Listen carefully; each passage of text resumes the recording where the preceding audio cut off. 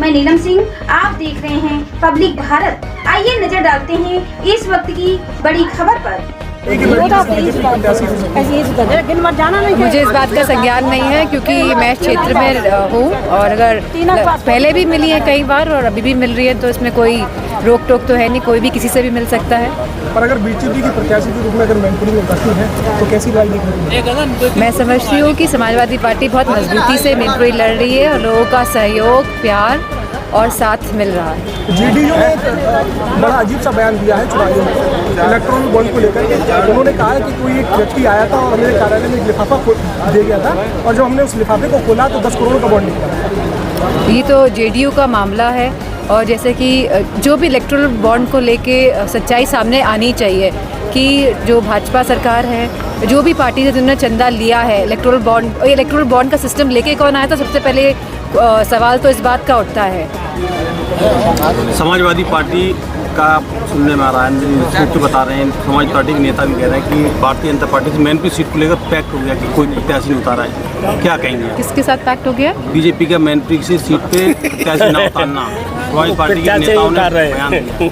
मैं क्या बोलूँ इसमें, तो मतलब क्या अंदर ऐसी बात है? ऐसी बात कैसे हो सकती है? मैनपुरी सदर विधायक कैबिनेट मंत्री जयवीर सिंह ने एक अपने इंटरव्यू में कहा भी है कि जीतेगी समाजवादी पार्टी। वो कभी कभी जो अंदर का जो अनुभव होता है वो जुबान पे आ जाता है, तो मैं समझती जो बात नहीं बोलना चाहते थे वो बोल गए।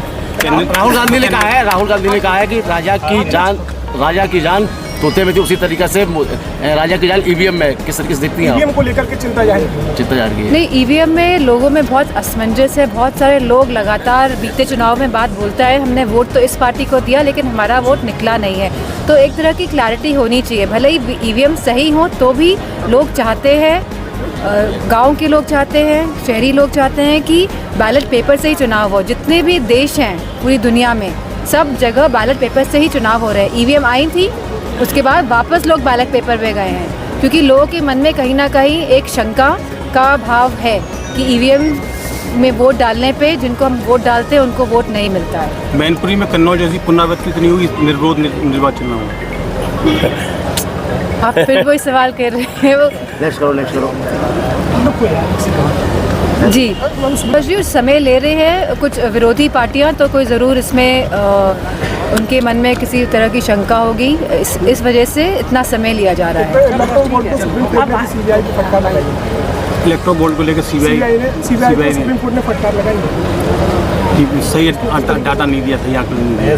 सीबीआई ने एसबीआई को फटकार लगाई सुप्रीम कोर्ट ने। मैं चाहती हूँ कि सुप्रीम कोर्ट का अगर इसी तरह का इंटरफेरेंस रहेगा तो बहुत सारी चीज़ें जो हैं वो लाइन पे आएंगी। जो अभी सब अव्यवस्था दिख रही है हर एक स्टेप में, मैं समझती हूँ कि सुप्रीम कोर्ट जिस तरह का मेयर वाला चुनाव भी हुआ था पंजाब का, अगर सुप्रीम कोर्ट इंटरफेयर नहीं करता तो हमारे जानने वाले बीजेपी के बहुत सारे सांसद हैं, उन्होंने कहा था जीते तो हम ही हैं मेयर का चुनाव।